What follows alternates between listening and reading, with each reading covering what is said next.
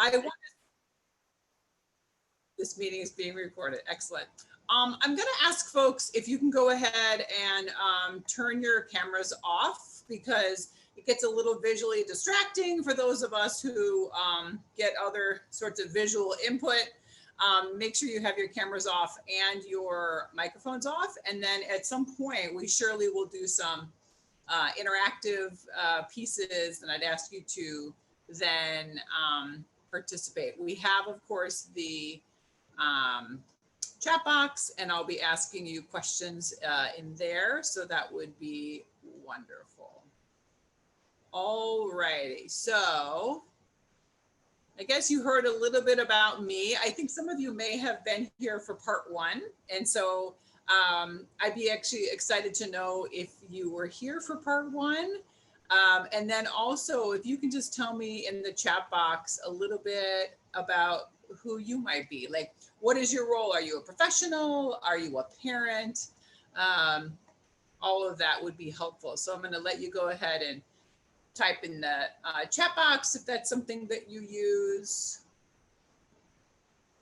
I'm just going to grab my water while you guys start putting in your comments.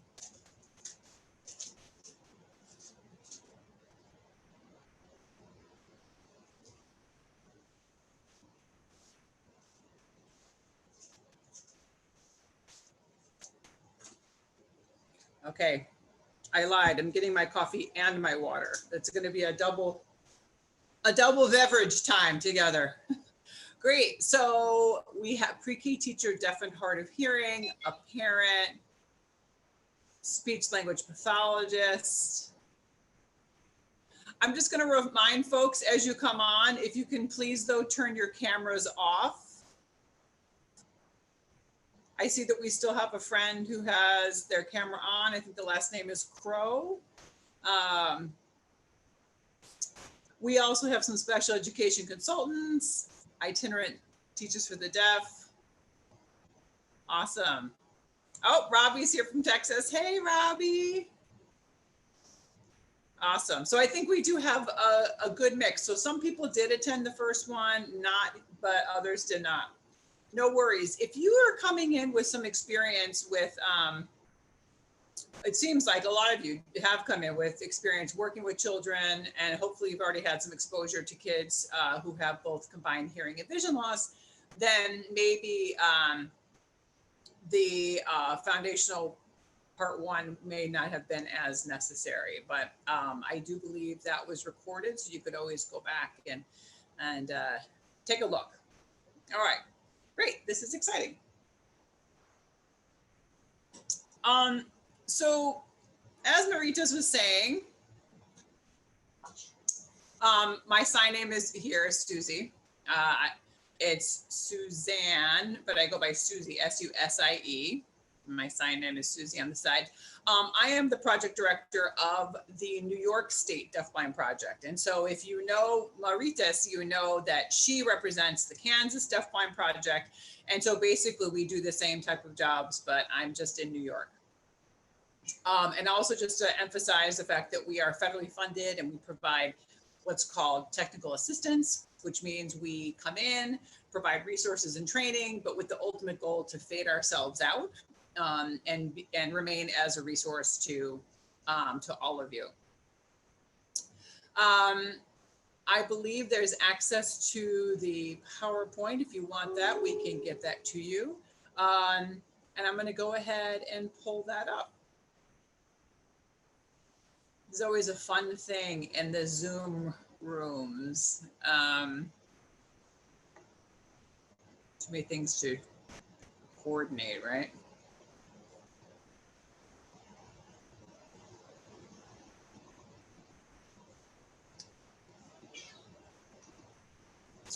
Maritas, I hope you have not gone far because I do not see, let's see here.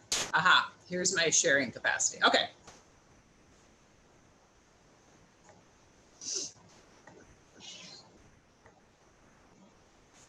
All right. Hi, my friend interpreter Lisa, you're on the screen. Lisa, hi. You seeing the PowerPoint? Okay. Okay, good.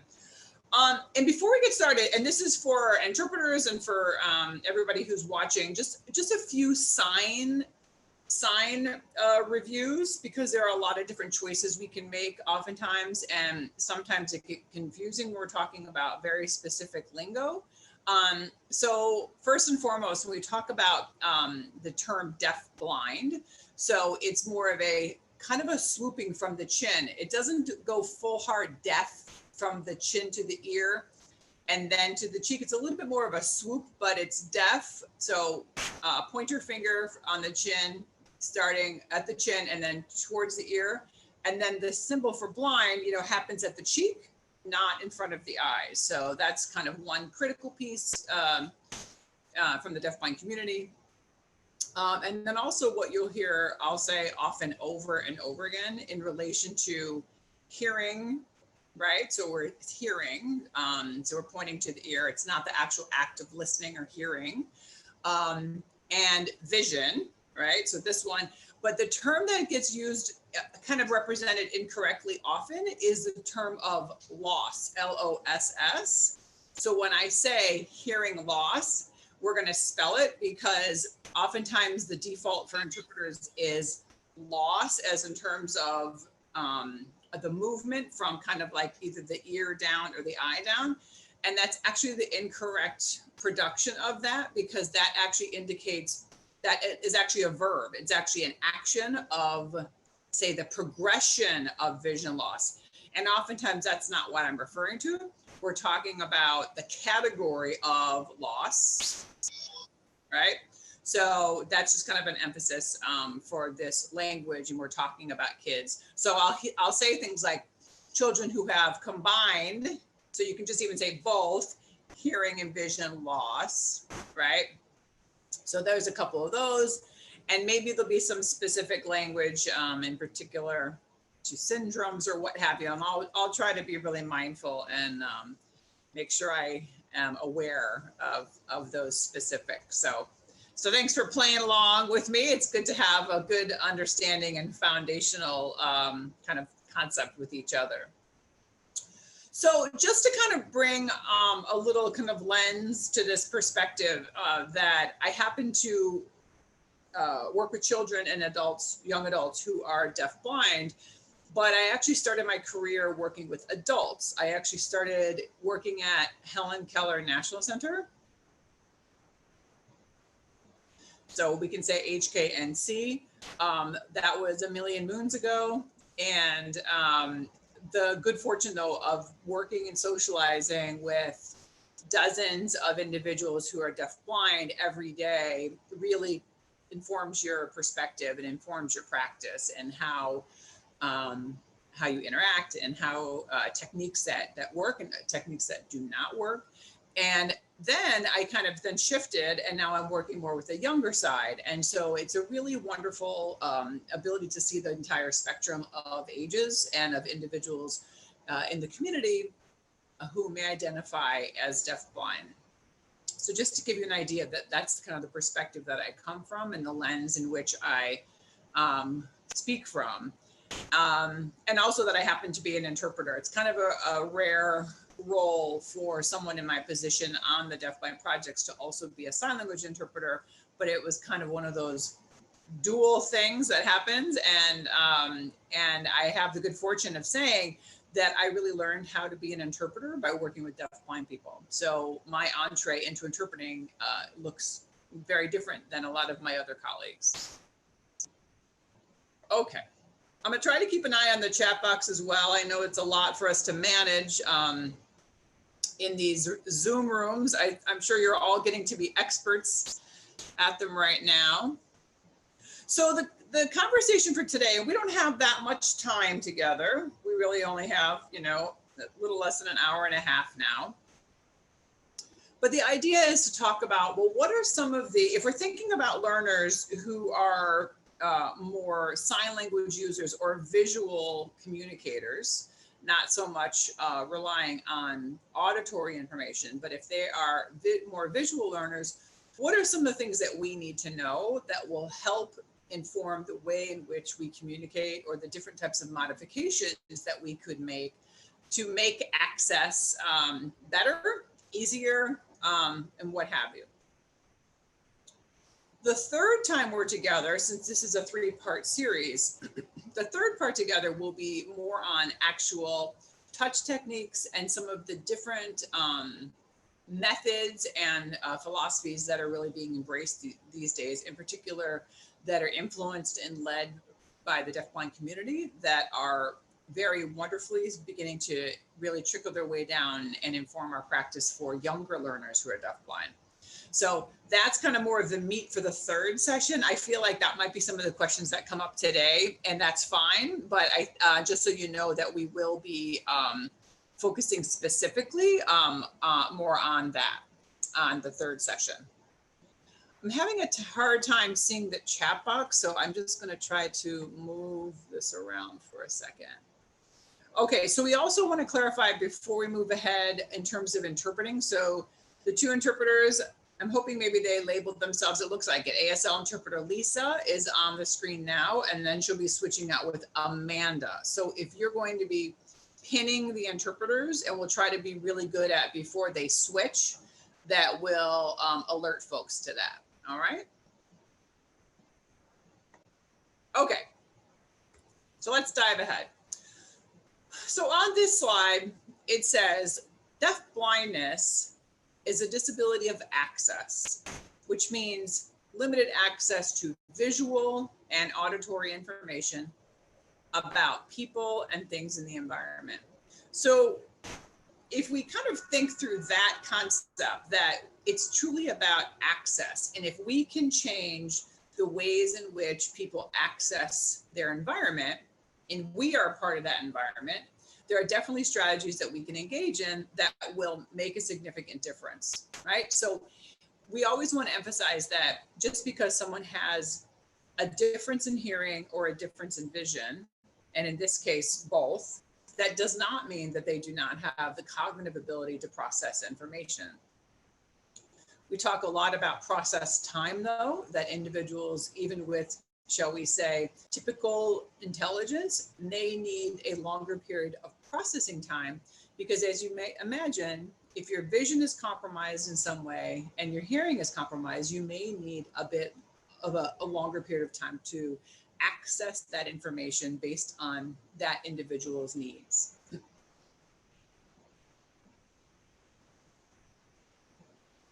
So on this slide, it talks about a spectrum of access options. So now we're shifting thinking about those learners who are visual communicators, right? So we're not talking about the individuals who have really emerging language skills. There may be some people who are kind of like just newly developing language, but if we're kind of thinking more along the lines of sign language production and sign users, then you're thinking, then there are lots of different ways in which that individual can access information. So we have people who are, oh, here's another kind of specific sign. So we talk about deaf-sighted people. So we sign it this way. So S-I-G-H-T-E-D, sighted, people who can see.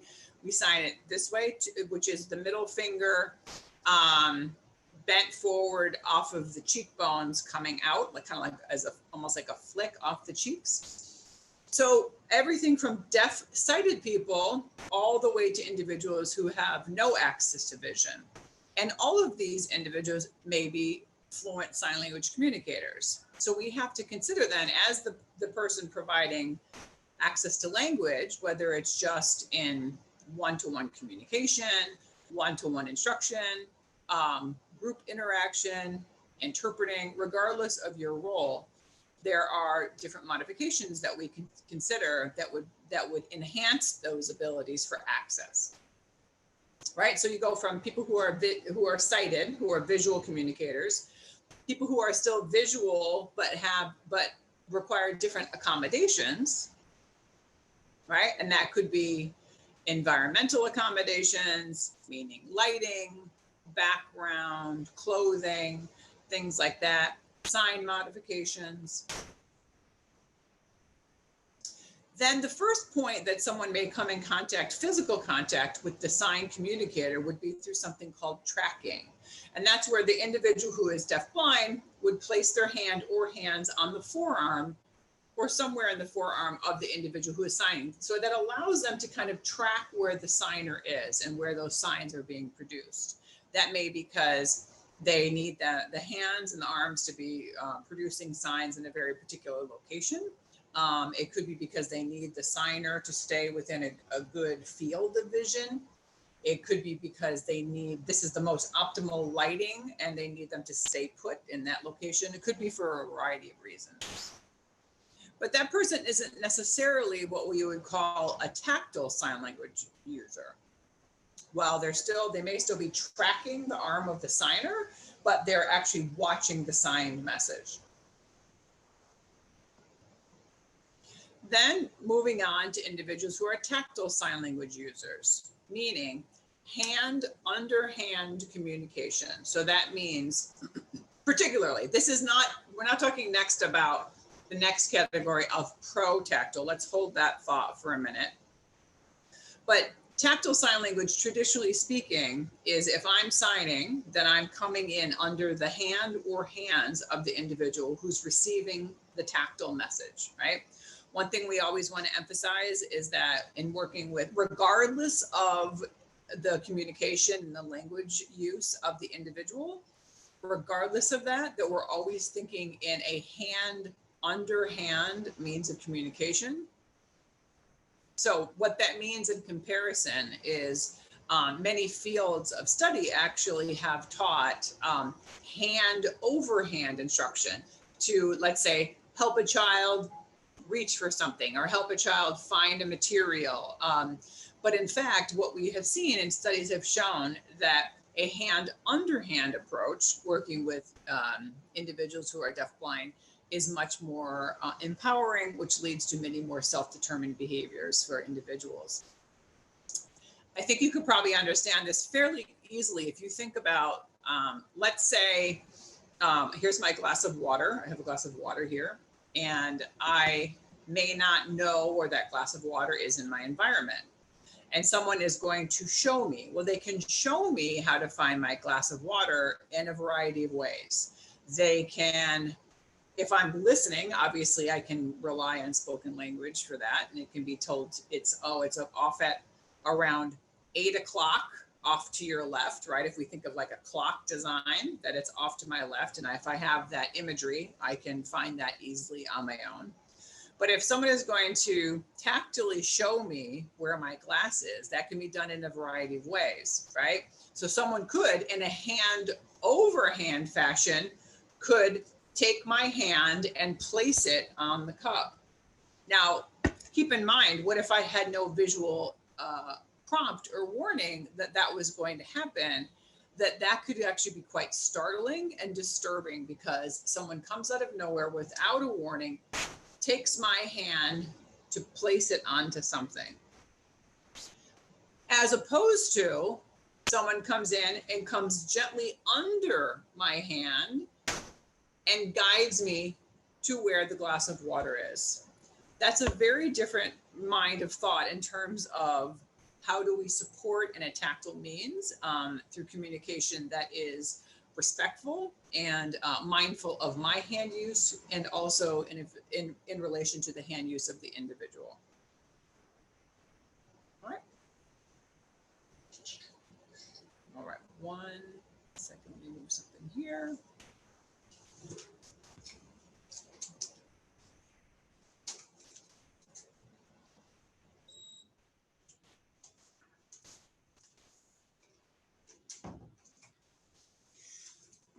Speaking of auditory access, that fan was getting a little disturbing to me. Oh, and Amanda is on the screen now. So we just changed interpreters in case you have to pin someone.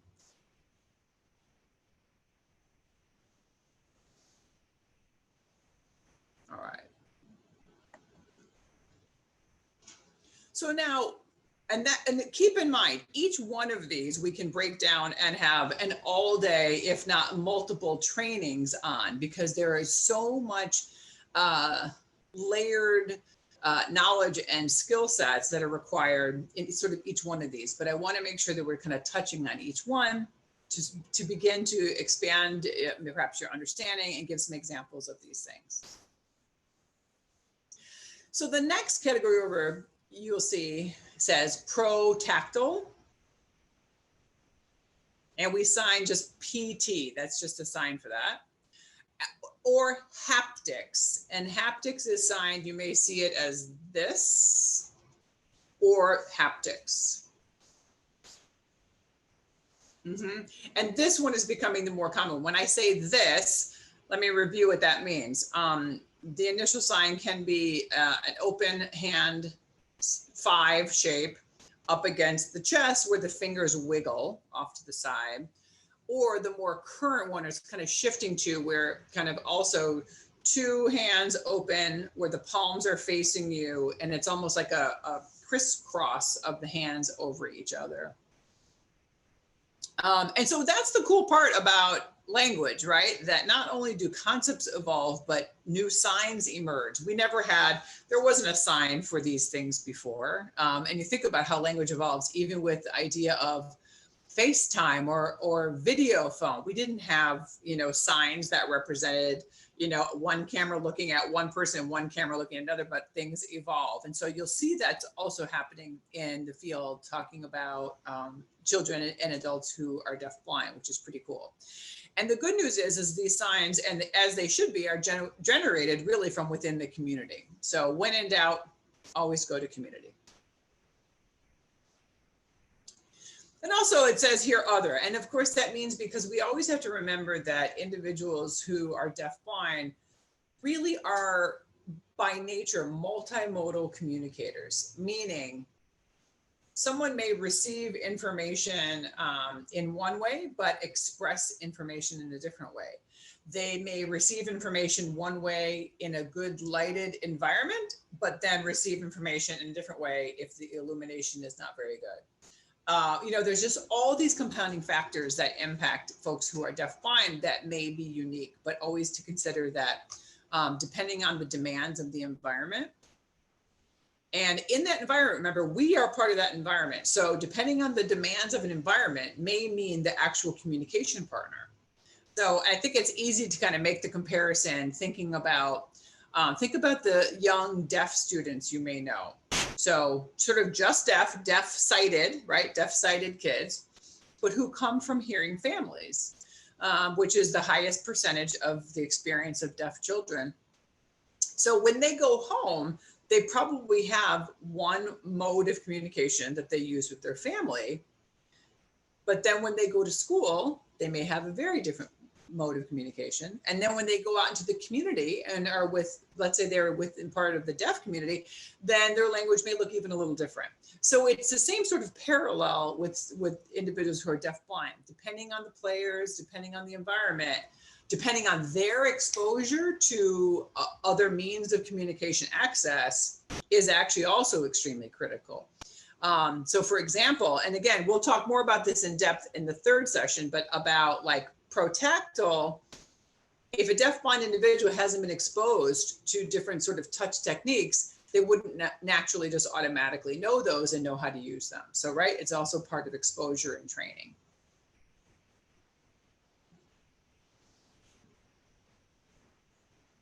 All right, I'm finding that it's difficult to navigate both the chat box while I'm showing my PowerPoint. I don't know why. So if you'll give me just a second, because I'd like to be able to see if anybody, there we go. I don't know. Okay. I may have to jump back and forth, so I apologize for that. Let me go back and look at 1 or 2 of the comments.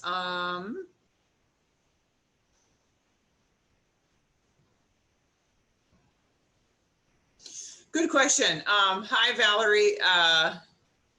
It's Susie. Good to see you here. Where do you learn tactile sign language? That's a very good question, right?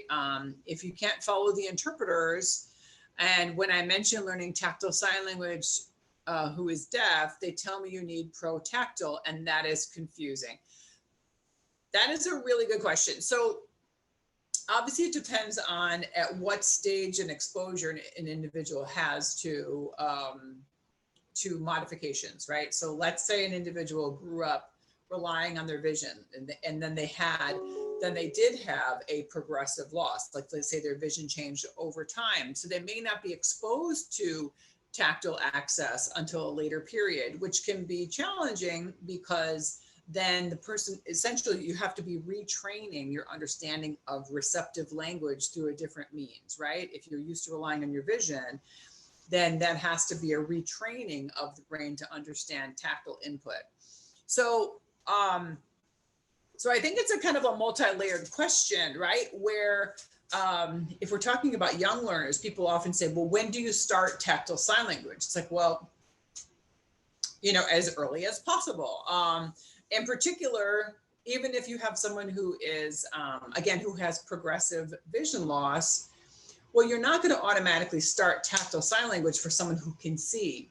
But very early on, you can start introducing a variety of sort of touch techniques and strategies that will allow that person to receive information tactily to sort of build that receptive capacity, right? So that's one thing.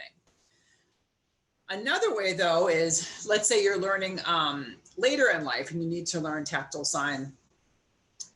The mandate, what it sounds like a little bit in this, is that you must also know protactile isn't necessarily a requirement, and that is definitely not true. So, but I think that maybe the push behind that is that we are finding that there are so many benefits from the sort of naturally supporting positive touch techniques that are being used, that it's kind of naturally being incorporated into tactile sign language. But I think that we have to be careful that, there really is no hard and fast rule, and that no one must do one thing. And I think that a good majority of the people in the field and also in the deafblind community would agree with that, we have foundational sort of core principles that we know that are really embedded in communicating with deafblind people, but that doesn't mean that every single person embodies those components. So so let's dive more into like some protactiles and all that in the next session. Really important questions. And someone's asking about the PowerPoint. Yes, you are very welcome to have access to the PowerPoint. Maritas, I'm sure, has all of your email addresses and she can send that to you. I would just ask that before, you're welcome to use this for your own knowledge, but before, please don't replicate it with, without contacting me beforehand. All right, so our time together is going to cruise on by. I can tell this is a very informed audience who has a lot of really important questions. And so I'd love to be able to get through those and get through some of the content at the same time. So it seems as though we should build some of our knowledge. If you don't come from the background of vision, if you're not, let's say, a teacher for the blind or vision impaired, and it seems like a lot of you have a background in deaf education or early childhood working with deaf and hard of hearing children. So then it is critical to build some of your knowledge about understanding what vision loss is. So I figured we would take a little time to talk about that.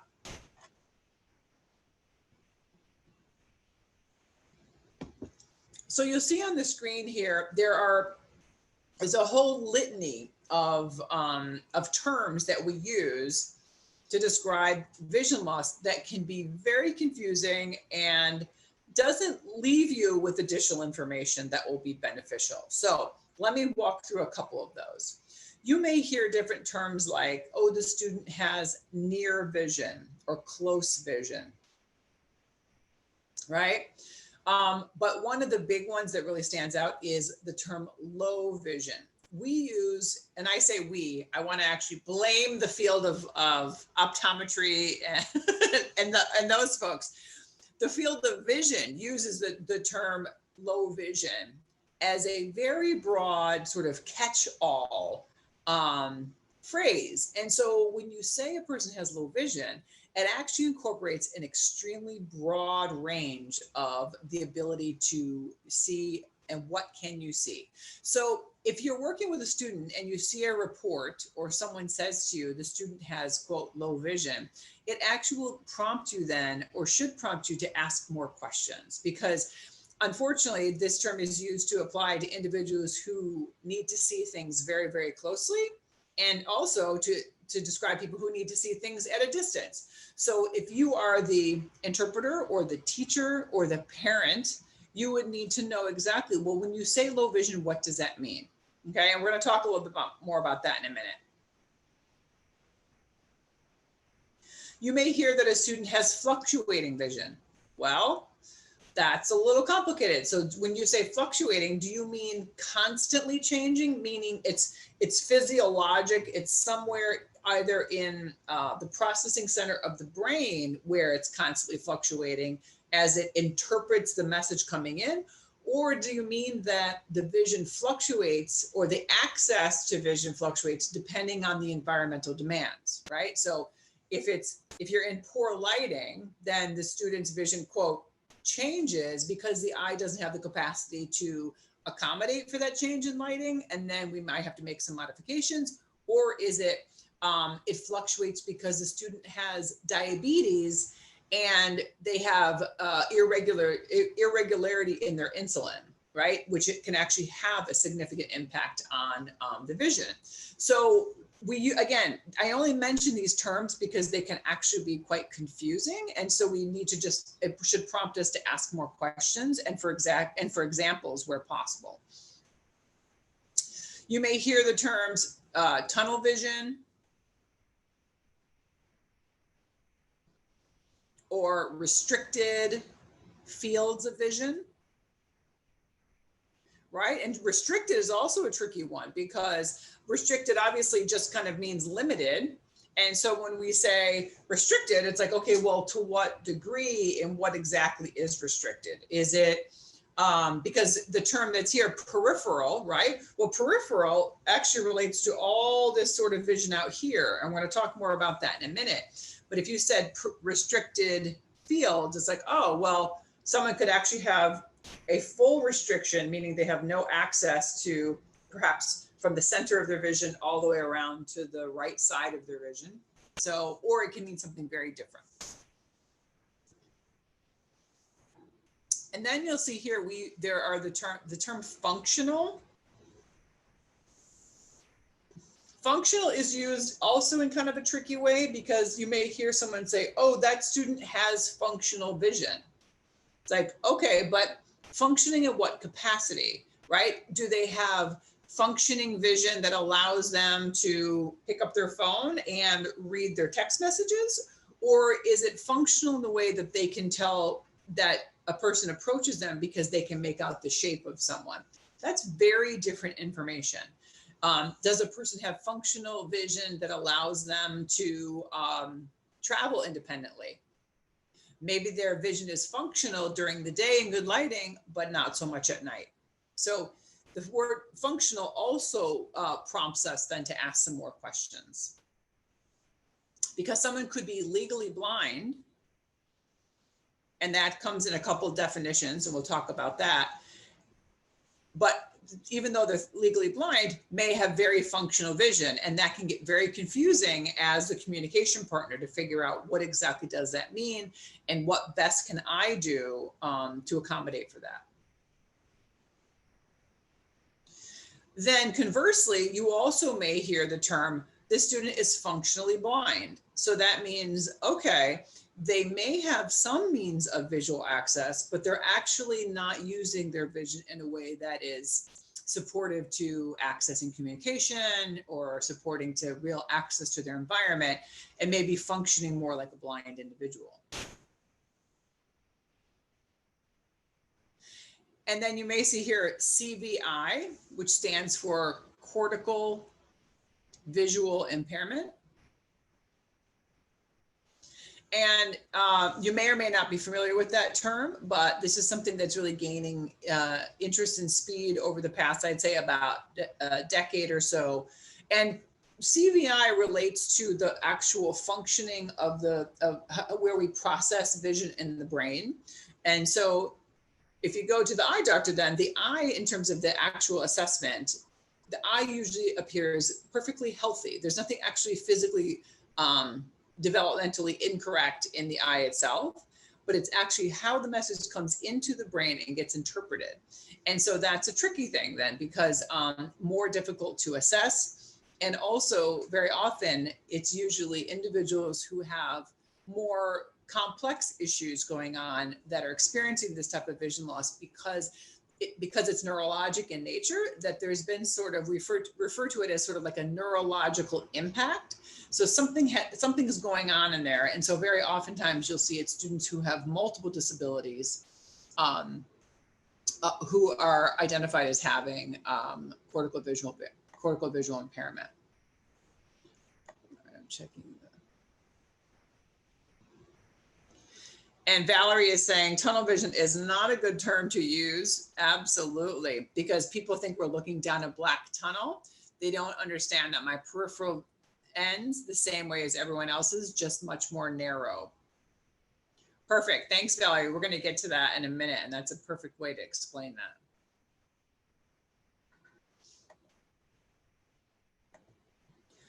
All right. So you see there's just a lot. Oh, we're going to switch interpreters. Lisa's on.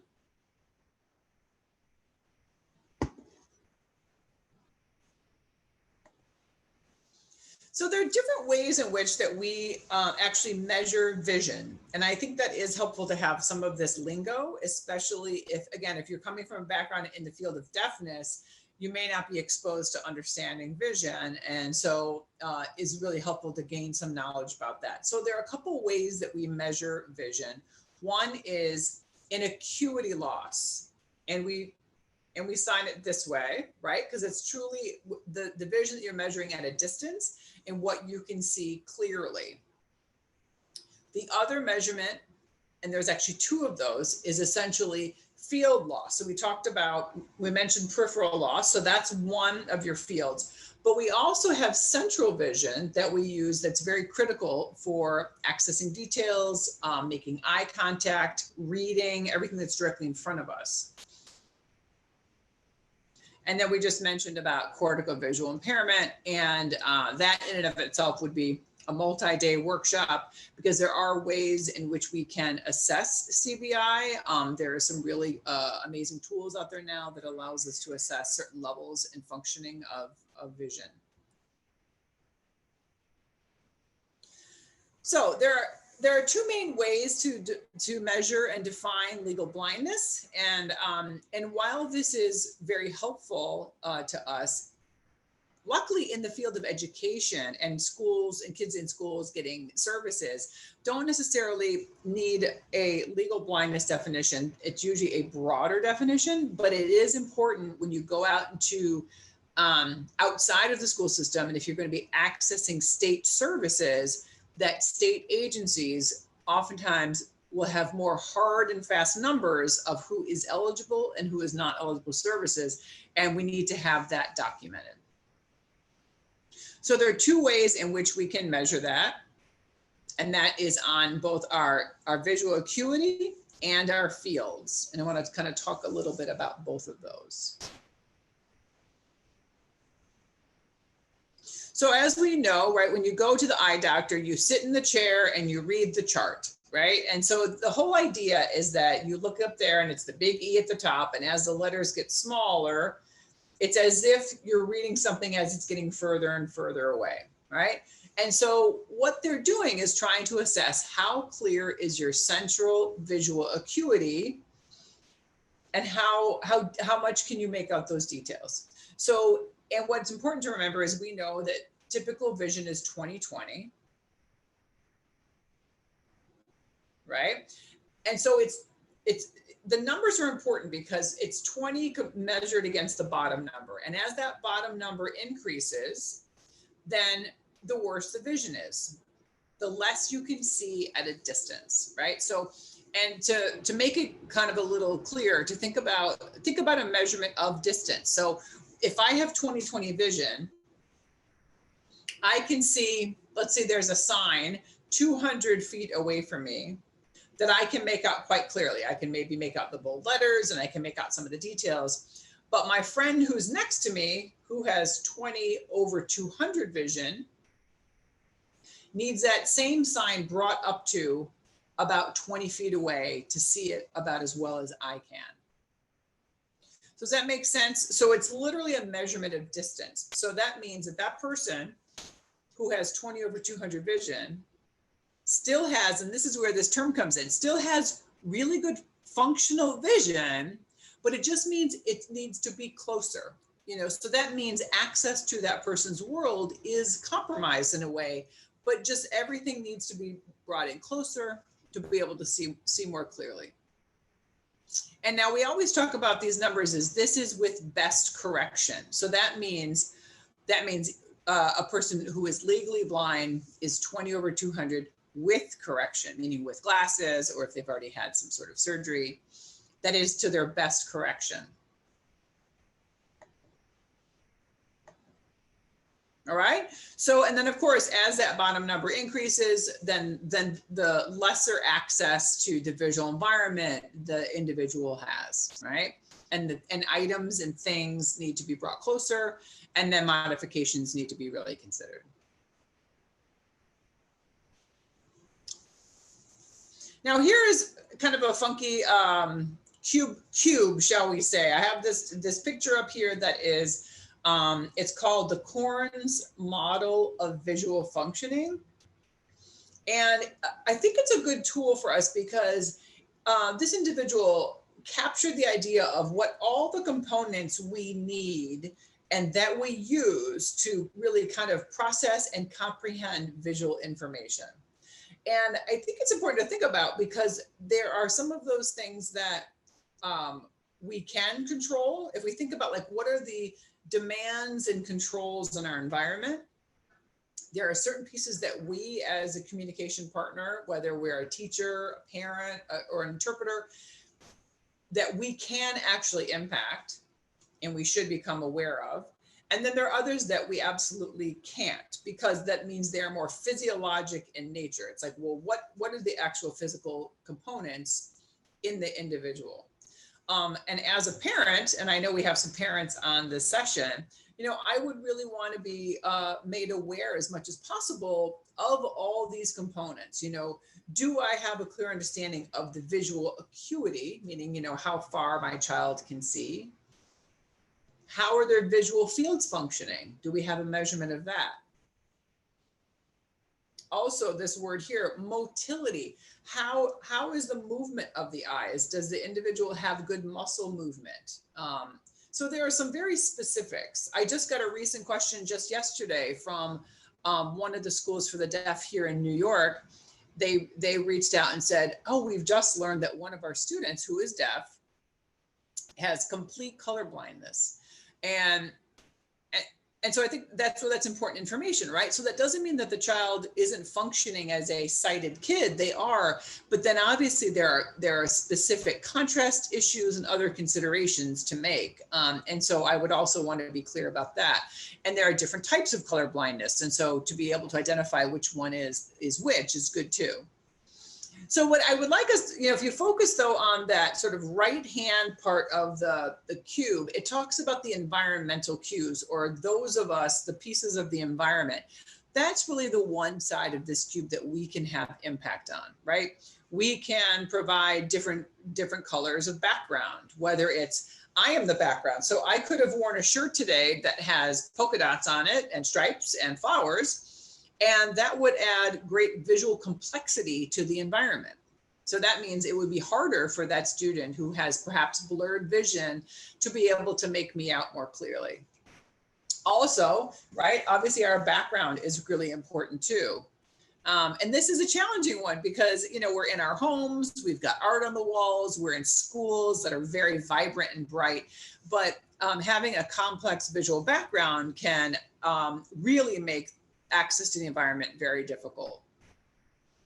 Obviously, good lighting, processing time. I had mentioned that earlier. It might take an individual a little bit longer to actually look at something. It doesn't actually mean that it's taking them longer cognitively to understand the information. And then also the use of space. We might want to consider ways that to make the environment more visually accessible, and how do we move things around in space that make things more comfortable. So those are a couple of things to keep in mind when we think about accommodation or levels of support. Now, if you take a look at this picture, if you're viewing the screen, up at the top, it says acuities, low vision, and then there's an image.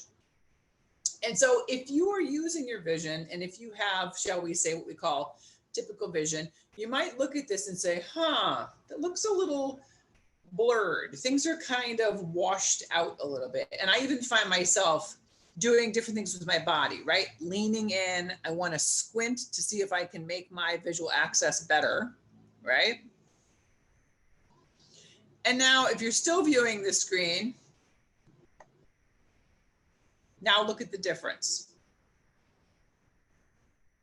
All right. So at first, I'm going to go back to the first image. You may think, maybe saying, oh, yeah, I can make that out. It looks like maybe that's a baby, and the baby's holding something. There's something in its mouth, but maybe those details, the visual details, are missing.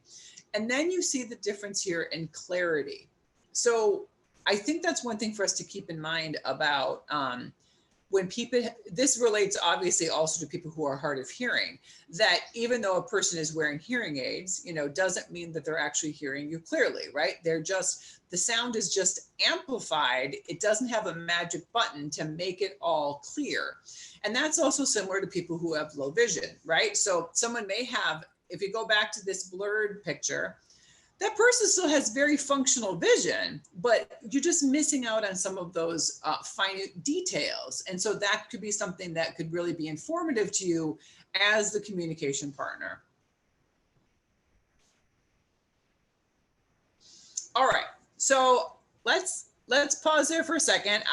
If you got the instructions before coming today, you probably were told to bring some items, and you maybe thought, what in the world are we going to do? So I'm going to ask you if you brought either a little plastic baggie or some plastic wrap. All right. I'm going to ask you here in the chat box if you are ready with your items. Many of us are working from home right now and can run right over to the kitchen. If not, maybe you are actually have the good fortune of being back in your office, and maybe you have an office kitchen. All right. And so what I'm going to ask you to do is to pull out that baggie, because this is the best. There's no real way to simulate vision loss in a way that is realistic to the real life experience. But there are just some ways that gives us a little bit of insight. Okay. So I'm going to ask you to take your baggie or your plastic wrap, and you're going to fold it in half. And yes, I want you now to put that over your eyes. And now you have a new vision loss, right? So do your best and don't cheat.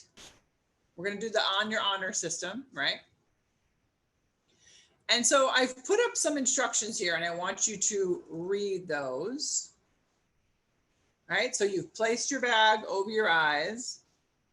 And now all I want you to do is watch the computer and read with your new eyes what you see on the screen, okay? So the interpreter is going to stop, and I'm just going to show you some slides.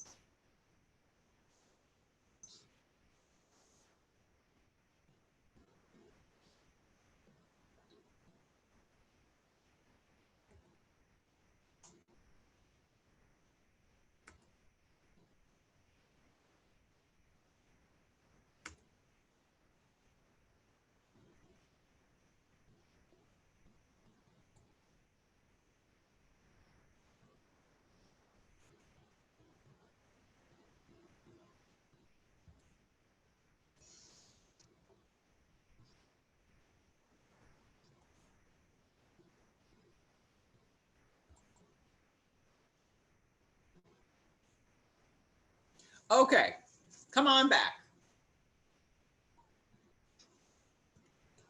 So what do we think about that? If we use the chat box, what do we think about that simple little thing right there? And I can't see you all, so it's hard for me to assess, but I have some good guesses. Someone is saying it takes so much more work to get the information you need. Wow, hard to see, moving my head all around. Couldn't read the last one and had to get real close to the screen to many of them. Mm-hmm.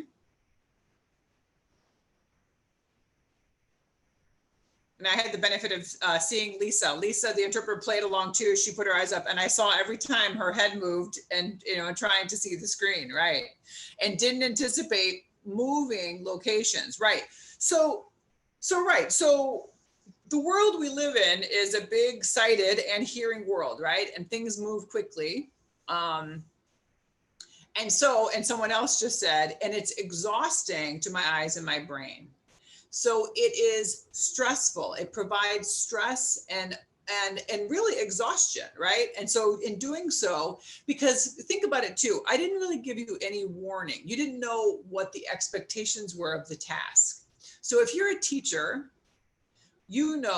right, good teaching practices is that you're going to give some sort of pre-teaching or pre-learning to say, this is what we're going to talk about today. This is the task at hand. This will be expected of you, so that kids begin to create, this image of expectation.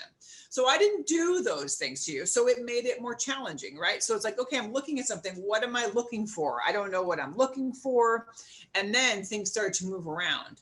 And let's say then there was a quiz and I said, describe the third sentence you saw and make sure you spell the words clearly, or something like that.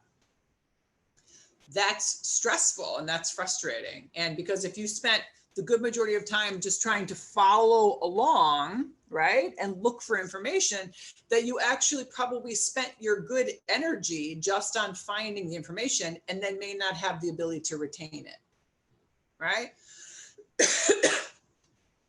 And also, which I always find myself doing, which many of you did, right, is you found yourself leaning very closely in, squinting, right, trying to make your own accommodation. Excuse me. Now, granted, you just experienced a very sudden vision loss. And so it's going to be more taxing on you and, and struggling. But it's just a way for us to kind of get an idea about what someone may be experiencing. And this probably is a decent example of someone who has legal blindness, whose acuities are maybe around 20 over 180 even, maybe not even legally blind, maybe about 2,200. And so that gives you really good insight into, so then what sort of accommodations might we have to consider, especially if it's a sign language user, right? If this child really relies on visual communication, what do you think then? And I'll toss that question out to all of you. Then what might be some of those natural accommodations that we should consider? What are your thoughts just based on that super short experience of yours?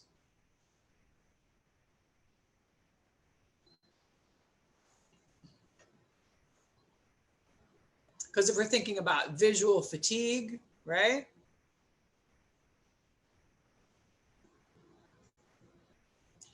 Increase the size of text, absolutely, right? Provide good contrast.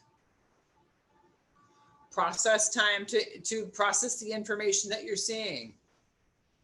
Very good one, right? Preferential seating, obviously and that relates to the whole space issue. Remember on that cube, on that one side, that's part of the environment. Well, where should the child be placed in the classroom, for like optimal seating, best vision?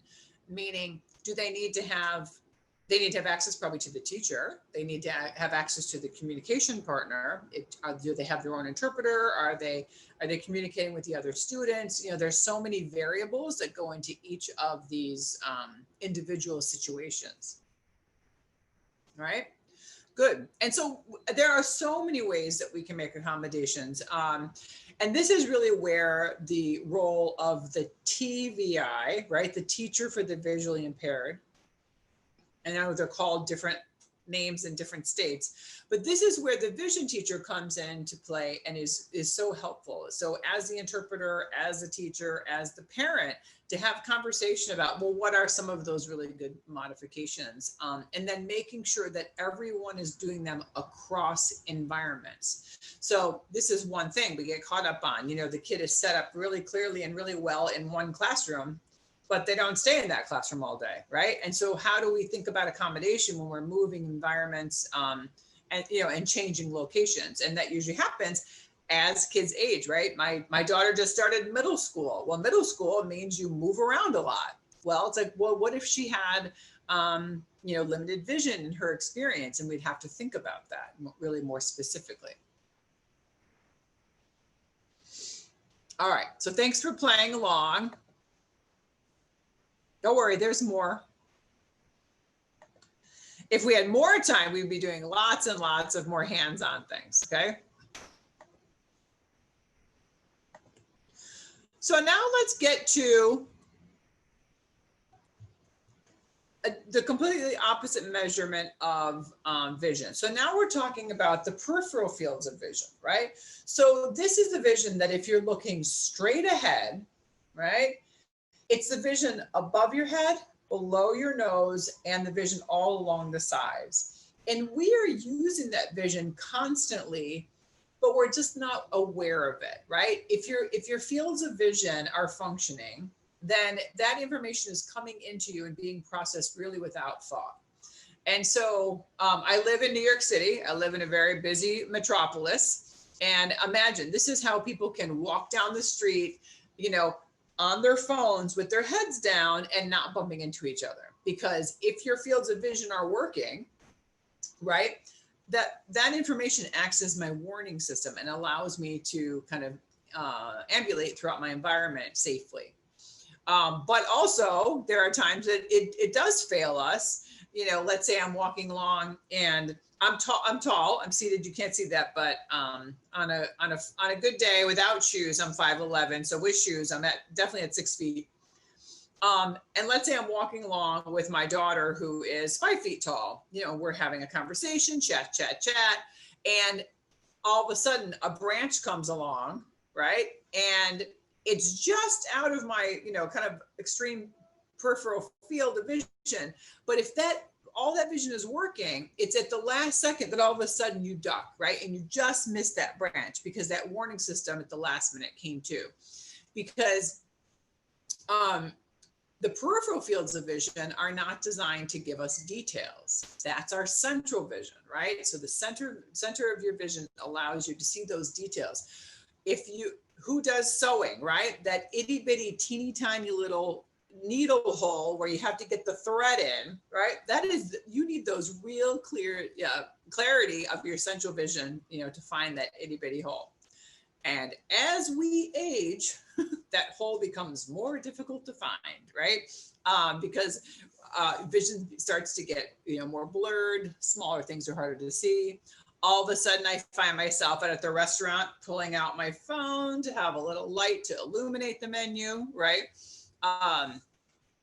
So all that to say, all this peripheral fields of vision is approximately 180 degrees, like if it's measured as such. But it's when those fields of vision get down to around maybe 20 degrees of remaining vision, that's the measurement of legal blindness for that measurement. And so if you think about that, that's a significant difference, right? That means that the majority of this outer vision is just not functioning well. Now, what's interesting and complicated is that some individuals with certain conditions, and one of the most common for this field of loss would be Usher syndrome. And there are different types of Usher syndrome. We won't go into that right now.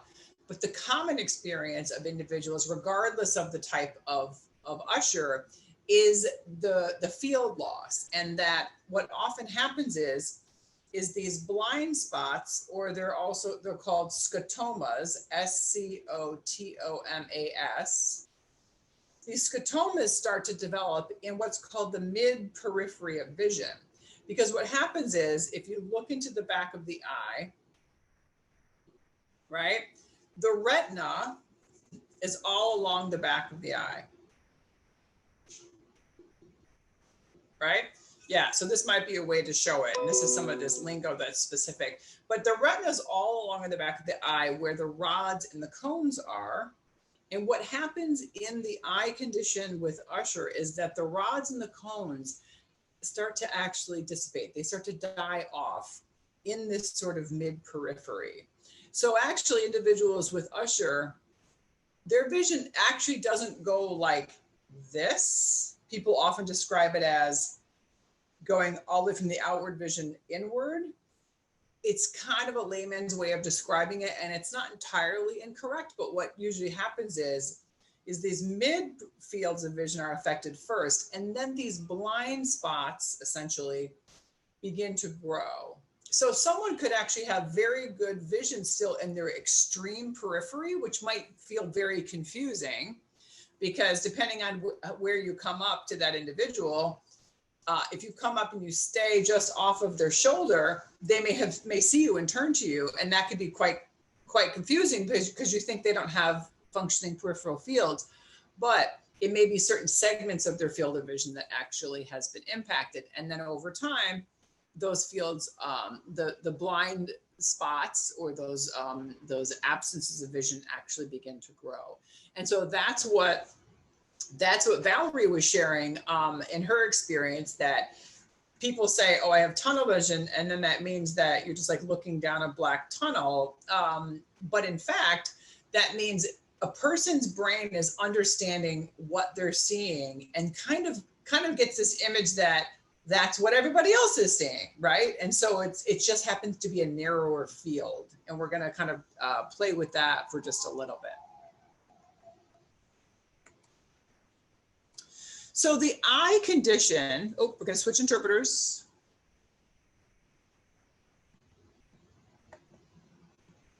So the eye disease or the eye condition in Usher syndrome is what's on the screen, retinitis pigmentosa. And it's signed RP, R at the top at the brow and P onto the cheek, like Usher is signed US. All right. And the reason it's important, I think, to focus on this one is to understand, because depending on your role, and many of you, it seems as though you are teachers for the deaf, working with youngsters who have hearing loss. And if that's the case, if you hear that a student gets a diagnosis of RP, it is really important to understand that, because the challenge is that depending on how the child is informed or the young adult is informed, and also how the family learns of this condition, as you may imagine, can be extremely devastating. Because very often what happens is an individual is told, oh, your child has RP and they're going to go blind. Well, that's a very crass way of sharing a critical life experience, and also can be very misleading, because what we need to know and understand is that what we were just describing, that, well, actually some fields of vision are impacted generally in the midfields here, and your child will probably have difficulty going from a very well-lit environment to a dimmer or dark environment, because the eye doesn't have the capacity to really adjust well to those changes in lighting. You know, talking in terms that are more understandable and more absorbable to families is really important. And also, you know, it's really important that staff, you know, in a school, it really has common language. I was just in another school for the deaf recently and was talking to some of the staff. And understandably, staff who work with deaf kids get deaf kids. You know, they understand, you know, the strategies and the frustrations and the challenges all related to deaf education. But that doesn't mean they understand the components of vision. And so I had someone say to me just the other day, well, no, this child doesn't have Usher syndrome because they have RP. They've got retinitis pigmentosa.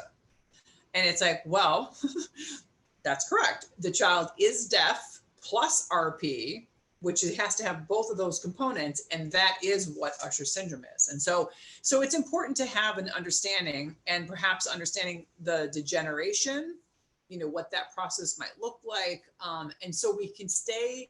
It's kind of like living in the now and preparing for the tomorrow, but not living in the many faraway tomorrows that are unpredictable as it relates to progressive vision loss. All right. So I do think that when we're talking with youngsters, it is helpful to have even models or, images like this on the screen right now. I have a picture, which is a side view of the eye, which is just a line drawing, or can you actually have a model of the eye to try to explain things? But I think really what is so critical, particularly for young adults who have Usher syndrome or have specific conditions, is for them to meet other adults who have that exact experience. And so that you can have that person-to-person bond and connection and learning, which is so critical also for parents. Let's say you have a child who has Usher syndrome, or you have a child with charge syndrome, right? And this is one of those signs. We actually sign charge C off the shoulder to S with both hands. CS, and it's because charge is an acronym and stands for something. It's a very specific etiology. It is really important for families to get as informed as possible, and then to get connected with other families who are going through the same experience, to make sure that they're learning things that are accurate, that they're getting the right information, and also learning strategies and means of support and the right resources. If you're working in the schools, you may see a report that comes across looking like this. This is a report that often comes back when you've had a peripheral vision exam. I'm sure many of you watching this have already been through this yourself. It's when you go to the eye doctor, you rest your chin on a little pallet, and so you stick your head kind of into a machine. And as these dots come up around you, you press a button. When you see them, it allows them to plot down what you're seeing, and clearly outside of your central vision, right? So in your peripheral fields of vision. And so why that's important is to understand too that, there are certain fields that could be functioning really well, and others that are not, and others that do not have really any visual access.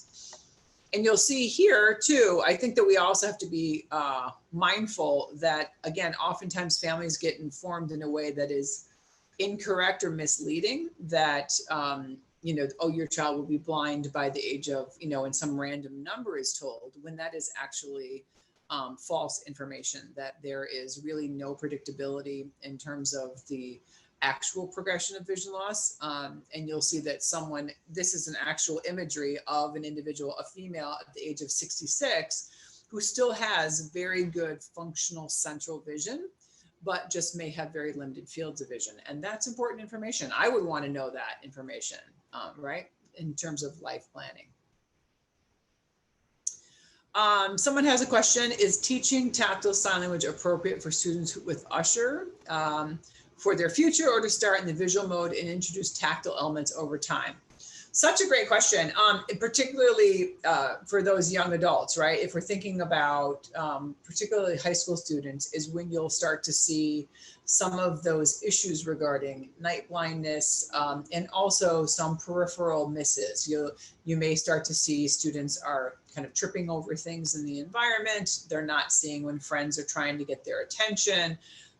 Things like that. And this is particularly for kids who are deaf and are really visual communicators, that obviously it will be very difficult to, automatically introduce tactile sign language, because this kid is visual and they probably will remain a primarily visual person for many, many years. But I do think it's really important to start to introduce some tactile components, and that is in relation to what we're going to talk about next time, about what are some of those touch strategies that we can use that are really non-invasive, that can help, that can start to help introduce that touch is an okay and extremely beneficial means to access people and information. But what we always have to keep in mind is young adults, particularly those who identify as deaf and in the deaf community, you can imagine the level of fear and denial that relates to a vision condition, particularly one that will be progressive in nature. I've had countless conversations, particularly in the schools for the deaf or in a program that has maybe sort of a cohort of deaf kids. And then there's a child, identified with Usher syndrome. And, and to the best-hearted nature of us professionals, we want to give all the right supports and give as much as possible. But sometimes, too much is just too much.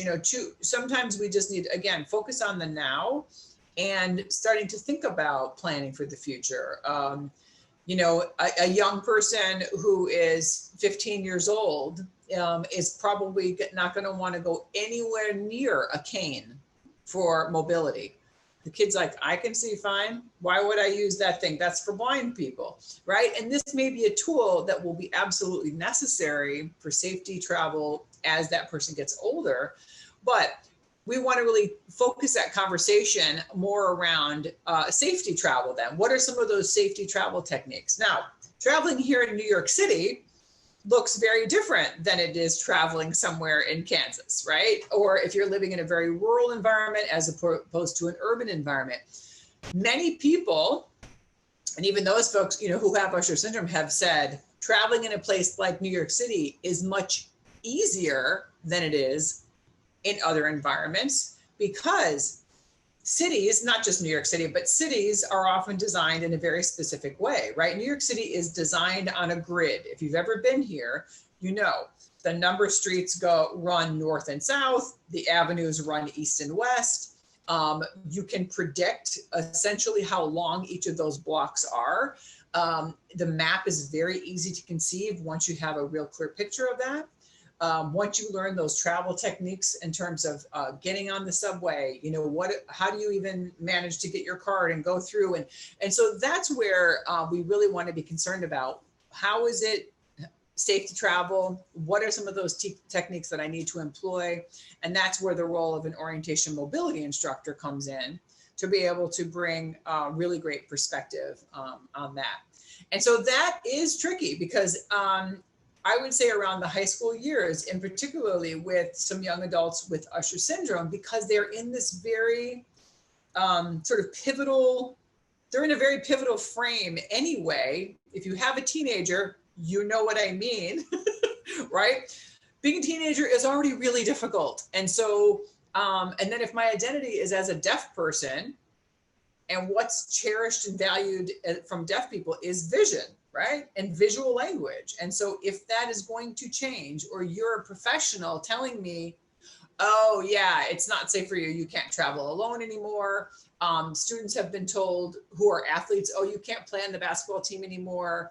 And we start to strip away these life allowances that an individual has always identified with. And so I would just challenge you to really remain mindful of that. And what are those things that really necessarily need to change, or what can just be considered as something to keep an eye on, and make sure that we have an open dialogue with age appropriate language and exposure, right?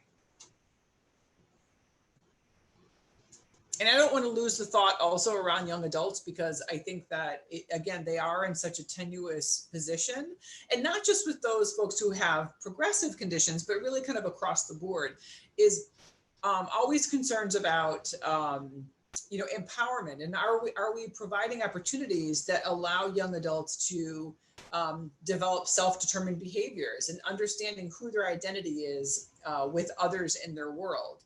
The experience of many young adults, whether it is with Usher or Charge or whatever the experience, oftentimes have reflected back as an adult and said, I never met anyone who was like me when I was a young person. And so we all need to find likeness of ourselves in others, to both understand who we are, and then also the differences in people, to also have that reflection, to understand those differences. And so I would challenge you to think about ways to connect with mentors and different organizations. There is a great organization, I'm going to type it in here, called the Deafblind Citizens in Action. Make sure that goes to everybody. If you don't know them, I would absolutely look them up because that is a consumer group that was started by and with young adults who are deafblind that have all sorts of representation. And I would want to have that as a resource for any of the young people that I may be working with to say, there are others like you out there. And again, if you receive a diagnosis that seems truly life altering or is given to you in a way that's misleading, it's very helpful to have a conversation with others who are living that experience and can give perspective. Right?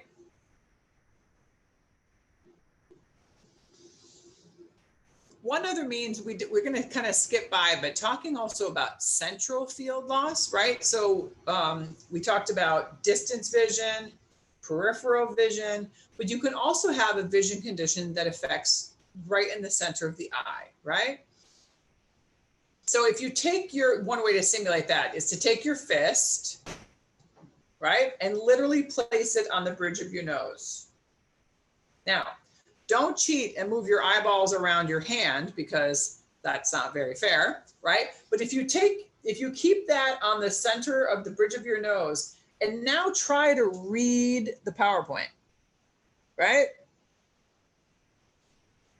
You may have to do something very interesting to be able to, you can either not see anything on the screen, or what you may have been able to see is because the letters on the left side of the screen are a little bit bigger. And so keep in mind again, our peripheral fields of vision are not designed to give us details. So our peripheral vision is not designed to read. It's really to give us that warning system. So if someone does have a central vision issue, then you can imagine those are other very important and different types of modifications that need to be made. And again, keep in mind, this is also someone that would say, oh, that student has low vision. Well, right. They may have low vision, but now think about it. Those accommodations for a student with this type of vision loss, as opposed to the visual acuity loss, distance, as opposed to someone with peripheral field loss, very different needs, but oftentimes, unfortunately, are all described the same way. All right, I'm keeping an eye on our time here. I'd love to I could spend many, many, many more hours with you all talking about these things and showing you lots of good video footage of people and sharing, but our time together is limited. So let's move on to our next activity, which is now your piece of paper. I had asked you to bring a piece of paper, and it could be really anything that you have. And the idea is to roll this piece of paper up. Right, and you want to do it long ways until you have about, I'd say about an inch of an opening circle. Right? You're going to place that on over one of your eyes.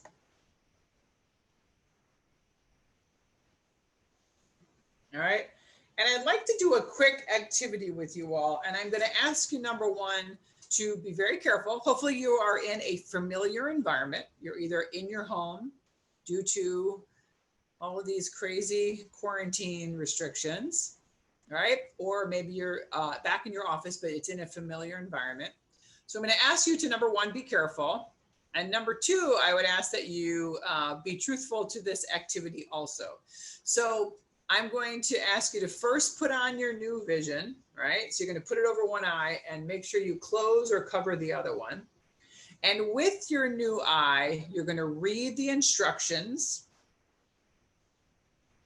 and then do the activity. All right?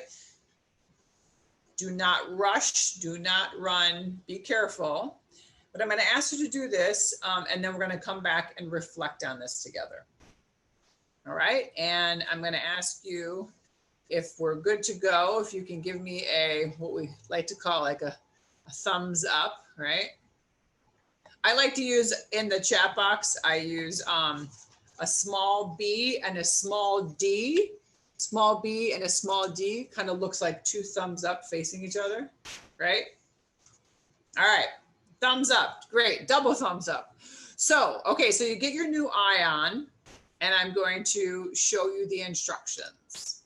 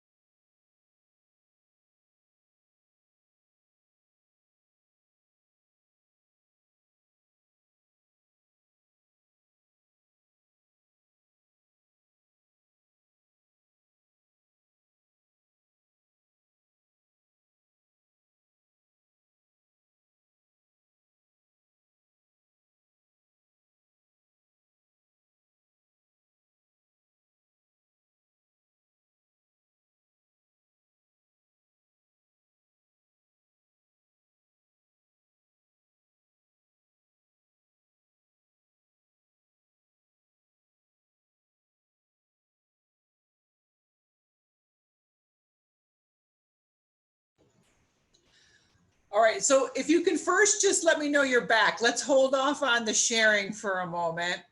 There's always a lot to reflect on. So let's just hold on and give people a minute to come back. So just say that you're back or give me the thumbs up when you return.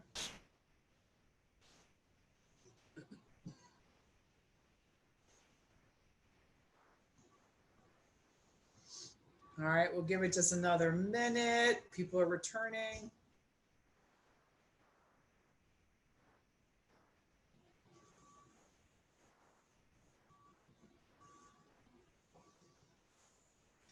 All right, so I think people are mostly coming back. All right, so please do share based on your experience. So number one question, it was really, so what did you get? What was your snack, right?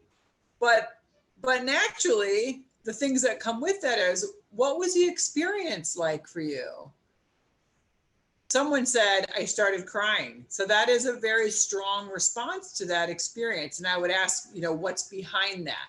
So what did you do? What was different about moving around in an environment that you knew really well? I tripped over my husband's shoes. Now I'm irritated at him. Hopefully at the end of this professional development, there is not a marital spat, right? But okay, so critical point, that's about the environment, right? So that raised your awareness about, aha, leaving things in the environment for someone is going to be tricky. Lack of depth perception, that always comes up, right? So what we are used to seeing and how we process visually in space when you have reduced fields like that is significantly different, right? Felt a little bit dizzy. And I imagine some of that dizziness relates to the change in your depth perception. And also, someone said earlier in the chat about constantly, obviously, you're constantly moving your head to be able to assess what's in your visual field. Now, remember before we talked about how this is all of your warning system. And if I look straight ahead with typical functioning fields, I'm not thinking about what I'm seeing, but I can see that, oh, I can see that colorful pillow off to the right that's on the couch, and I can see the television screen, right? So it's environmental pieces that fill into you, again, without thinking about it. But when that is dramatically removed, now, keep in mind, people with this type of vision very often have slow progression, but can experience some significant dips in their vision too, pretty rapidly. But if you can no longer take that information in naturally, you have to then visually scan your environment to start to put those pieces together, right? So, okay, so that was the actual experience. Now, how did you feel about that? What was the emotive side of that very short experience? Someone said they started crying. What is the emotion then behind that? I already heard frustrated now, or irritated. I'm irritated with my husband. But what was your own personal experience, right, in that?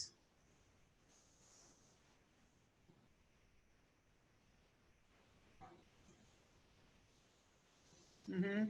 Frustrated. We often hear feeling frustrated.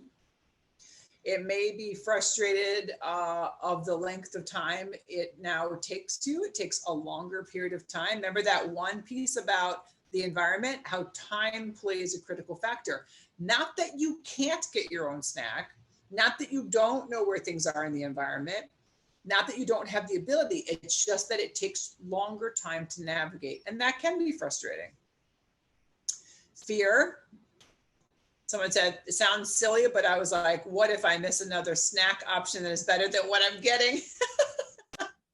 Okay, that is a real fear. Let's be honest, right? I always talk about when I'm doing training with interpreters, talking about, let's say you're interpreting for someone at a conference and that coffee cart comes out, or they start to set up all the snacks in the corner. Well, guess what? The individuals who are sighted have the benefit of seeing where the coffee is. They get to see all the treats that are out there. And if I don't act as the eyes of that individual and inform the person that A, the coffee cart has arrived, and oh, it looks like there's a bunch of treats out, and yes, it's okay to get up to get a cup of coffee because that's what other people are doing, then that's at a disadvantage to the individual. And food is a very big motivator for many of us, right?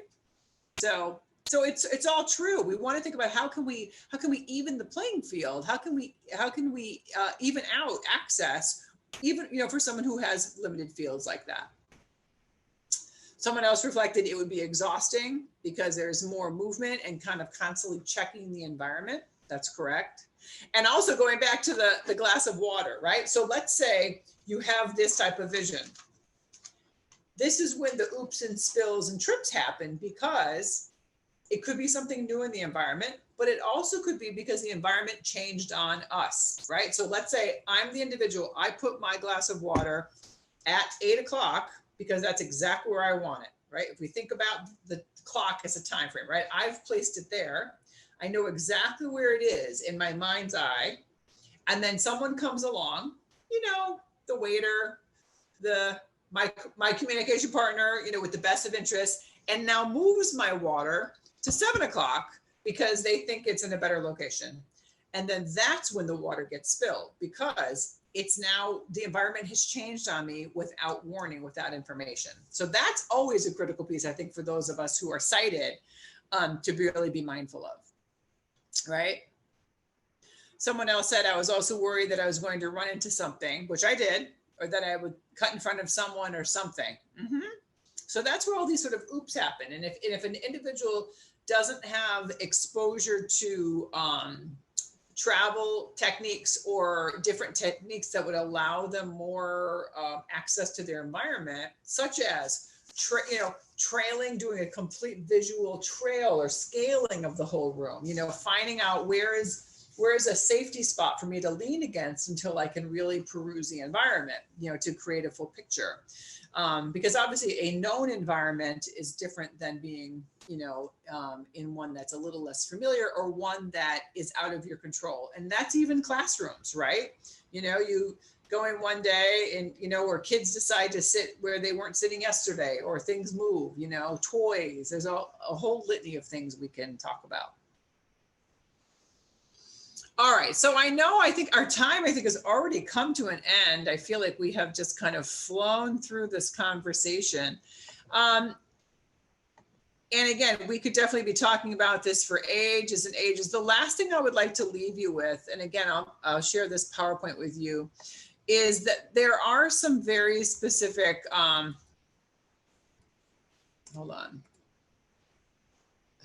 Sorry, jumping ahead here. I want to there's just some terminology I think that's important to be aware of, and how people identify, maybe from individual to individual. But some of the terms that we talked about, I think are important is to become familiar with, is how you use words, how you sign certain things does make a difference.